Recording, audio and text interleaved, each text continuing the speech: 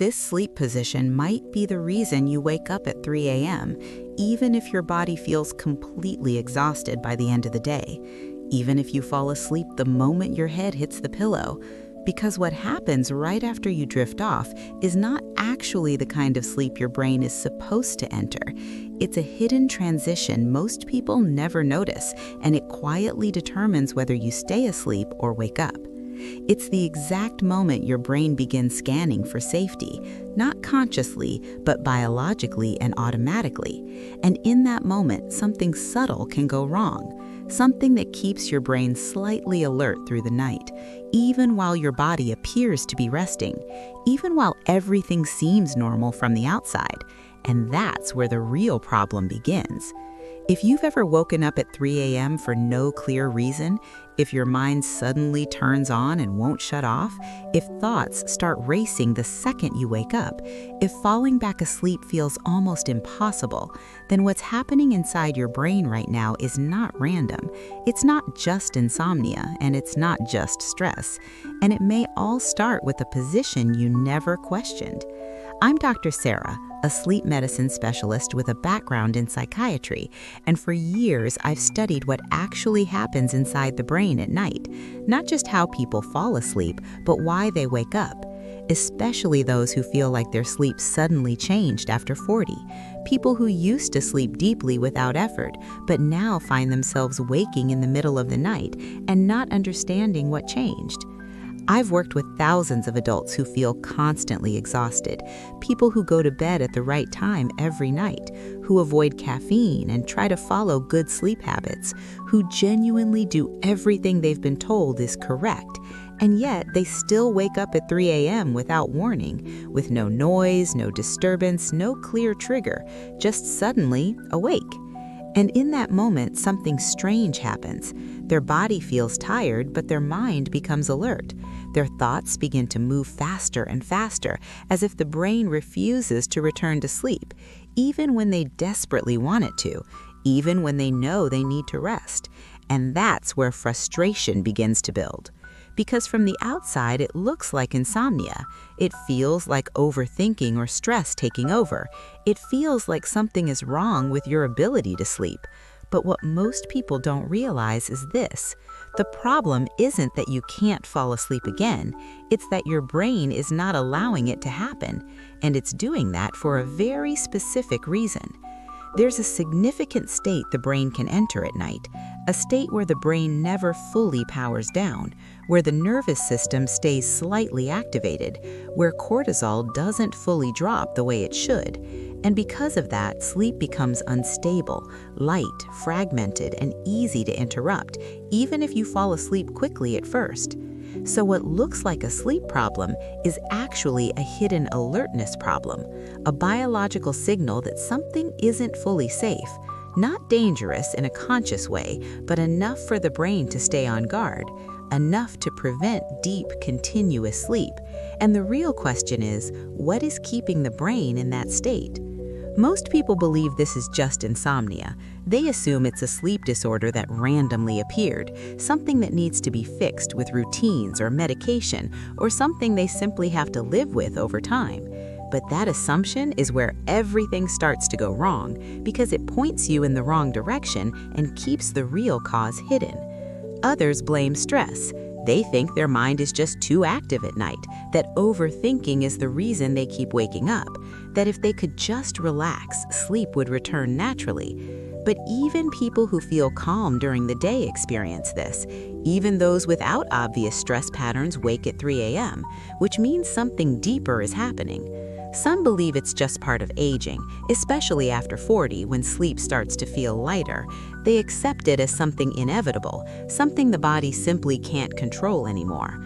But that belief removes any sense of solution, and more importantly, it ignores what science is showing, because this is not just getting older.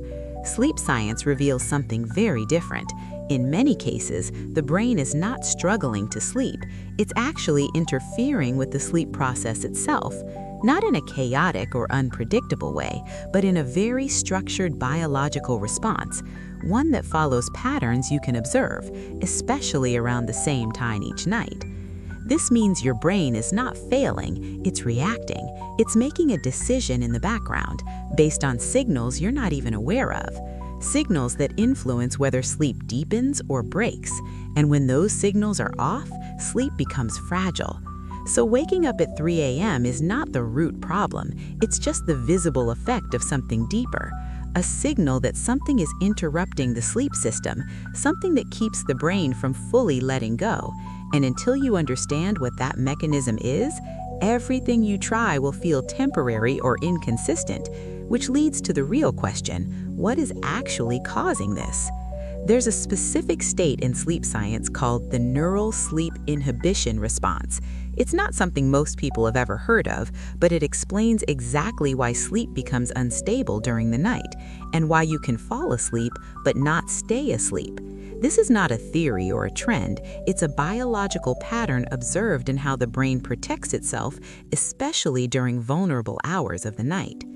The neural sleep inhibition response happens when the brain shifts into a subtle alert mode, not fully awake, but not deeply asleep either, a state where the brain is monitoring instead of restoring, where safety becomes more important than rest, and that shift can happen without any conscious awareness. You don't feel it starting, you only feel the result when you wake up. In this state, cortisol doesn't fully drop the way it should at night. Instead of staying low, it begins to fluctuate too early. The nervous system remains slightly activated in the background, not enough to keep you awake immediately, but enough to prevent deep, stable sleep from forming. And that creates a fragile sleep cycle, one that can break at any moment.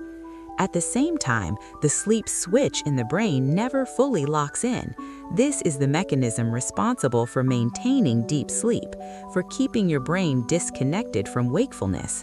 But when the neural sleep inhibition response is active, that switch stays partially open, like a door that never fully closes, leaving you vulnerable to waking up. So even if you fall asleep quickly at the beginning of the night, your brain is already in a defensive position. It's not fully committed to staying asleep. It's waiting, scanning, evaluating signals. And as the night progresses, that alertness builds until eventually it reaches a threshold and you suddenly wake up. This is why so many people wake up at 3 a.m. specifically.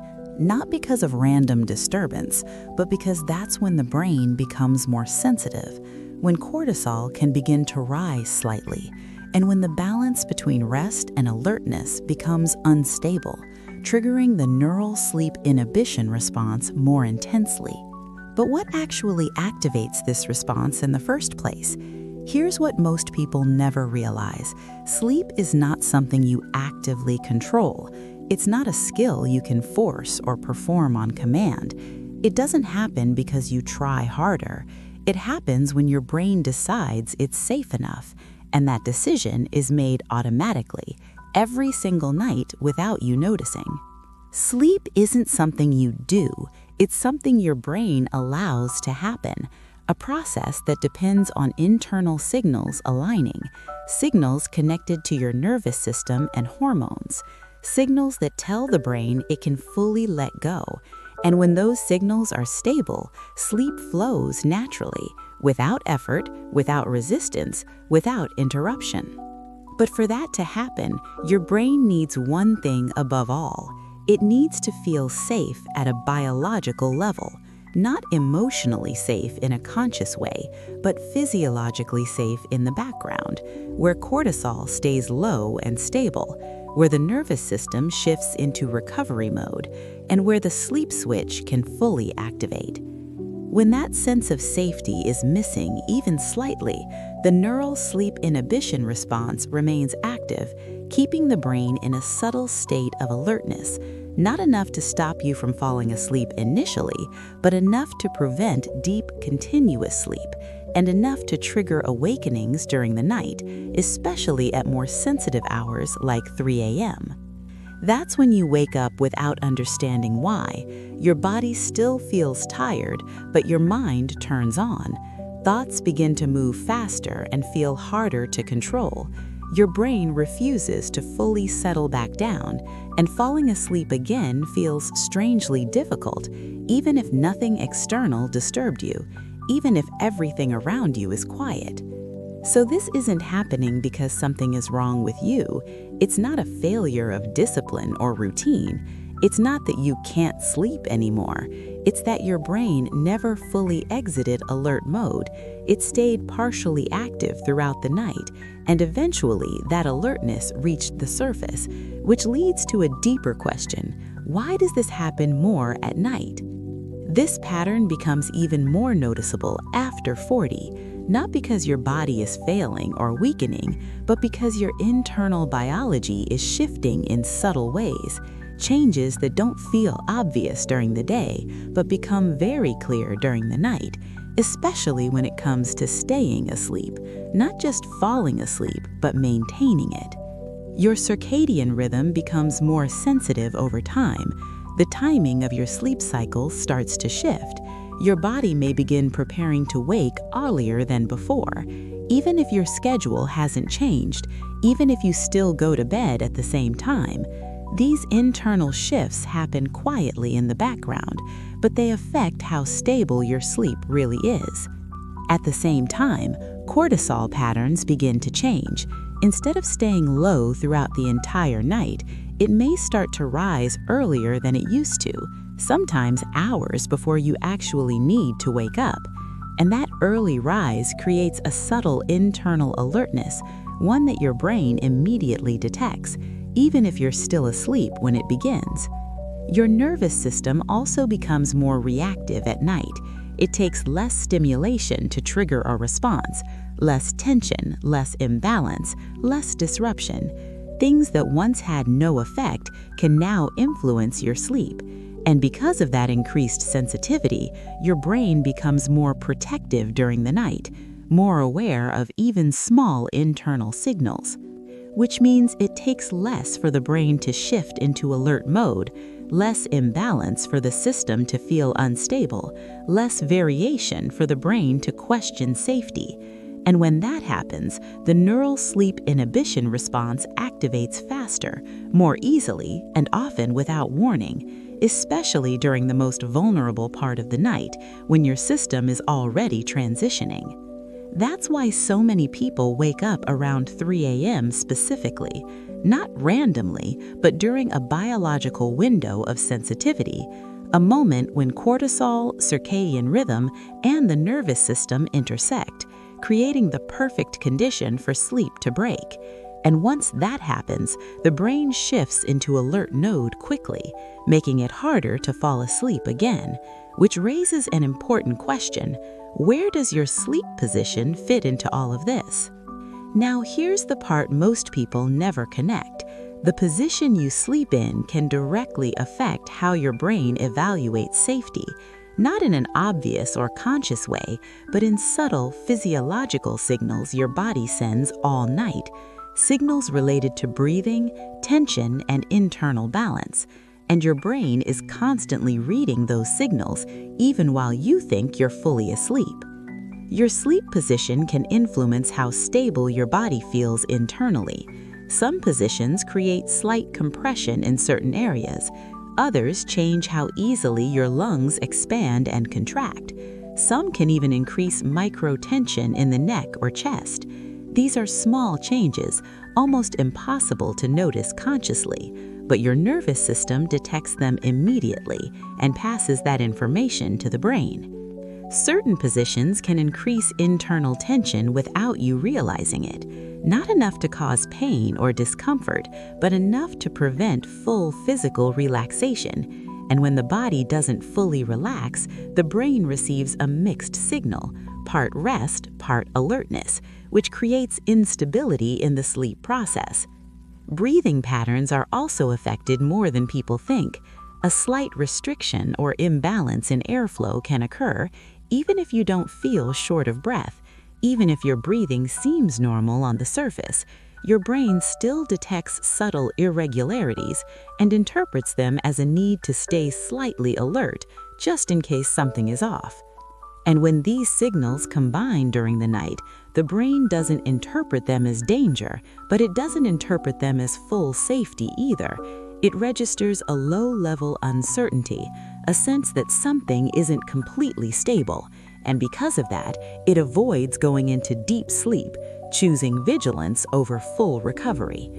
That's when the neural sleep inhibition response can quietly activate, not suddenly, but gradually as the night progresses, keeping your brain in a semi-alert state until eventually that alertness reaches the surface, until you become strong enough to wake right in the middle of the night, often around the same time, like 3 a.m., which leads to the next question: how do you actually prevent this from happening?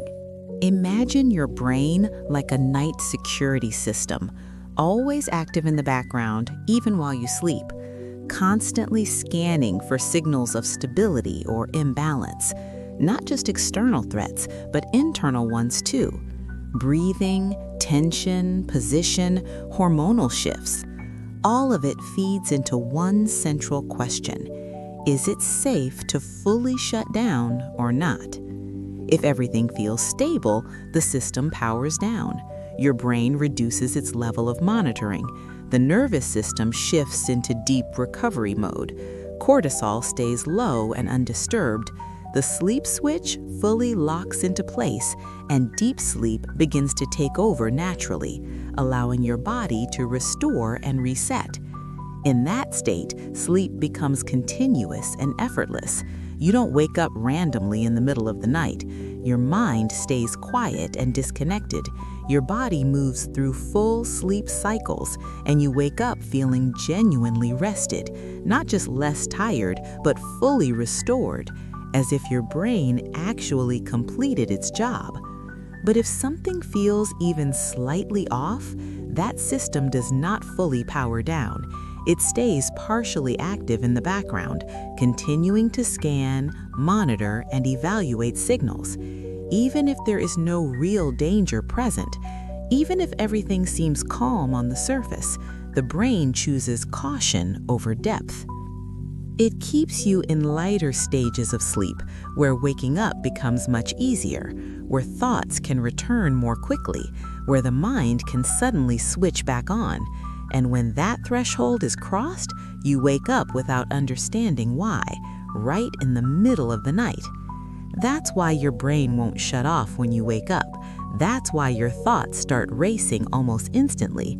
That's why your sleep feels broken and incomplete. Not because your brain is malfunctioning, but because it never fully powered down to begin with. This isn't insomnia in the traditional sense, so the real question becomes, how do you turn that system off? So the solution isn't forcing yourself to sleep. It's not trying to shut your brain down against its will, and it's definitely not about pushing harder every night, because the more you try to force sleep, the more resistance your brain creates, keeping you stuck in the same frustrating cycle where sleep feels just out of reach. The real shift happens when your brain feels safe enough to let go, not emotionally, but biologically and automatically. When internal signals start aligning the right way and the brain no longer sees a reason to stay alert, that's when control is released naturally, without effort, without pressure, without struggle, and sleep begins to stabilize on its own. That means supporting your nervous system at night, allowing it to move out of alert mode gradually, reducing the background tension your brain detects so it no longer needs to monitor constantly, creating conditions where the body can fully relax and where signals of safety become stronger instead of mixed or unstable. It also means stabilizing cortisol during the night, preventing those early subtle spikes that trigger awakening, keeping your internal rhythm consistent and predictable so the brain doesn't interpret changes as threats and doesn't switch into protective mode. Because when cortisol stays balanced, sleep becomes deeper and more continuous. At the same time, your circadian rhythm needs alignment, so your body knows exactly when to rest and when to wake, reducing confusion in your internal timing system, which directly affects how stable your sleep cycles are and how likely you are to wake up at 3 a.m. Because when rhythm and biology sync properly, the brain no longer hesitates to stay asleep. When all of these signals come together, the neural sleep inhibition response begins to lower naturally, not forced, not suppressed, but reduced at its source, allowing the sleep switch to finally lock in and your brain to move into deeper stages of sleep, the kind that carries you through the entire night. Which leads to the next question: how do you speed this process up? For some people, supporting this process naturally can create noticeable changes, not over months, but sometimes within just a few nights, because the brain responds quickly when the right signals are restored, especially when those signals reduce nighttime alertness and reinforce a deeper sense of internal stability. This is where sleep begins to feel different again, more continuous, more natural, more restorative.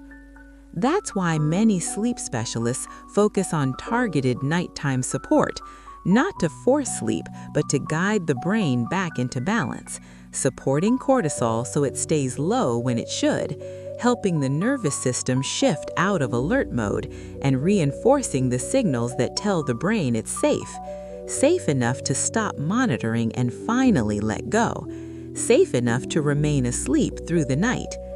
This kind of support works with your biology, not against it. It doesn't override your brain's natural processes. It simply removes the signals that are keeping it alert, so the sleep switch can activate more consistently, and the neural sleep inhibition response can begin to fade, allowing deeper stages of sleep to stabilize, without forcing or suppressing anything artificially. There is a doctor-approved option available in the pinned comment, designed specifically to support these nighttime mechanisms for those who want additional help restoring sleep balance, especially if waking up at 3 a.m. has become a pattern or if your brain won't shut off during the night. It's not a shortcut or a quick fix. It's support aligned with how your brain actually works. No force involved in the process, no sedation shutting your system down, no artificial override of your natural sleep cycle, just helping your brain return to what it's designed to do, which is to protect you during the night, but also to allow deep, uninterrupted sleep when it feels safe, and that balance is what changes everything. And if you want to understand something even more important, there's a reason this pattern happens around the same time each night, a very specific biological window between 3 a.m. and 3:30 a.m., where cortisol, circadian rhythm, and brain alert mode intersect, and where the neural sleep inhibition response becomes more likely to activate. In the next video, I'll break down exactly why that happens and what it reveals about your ability to stay asleep all night.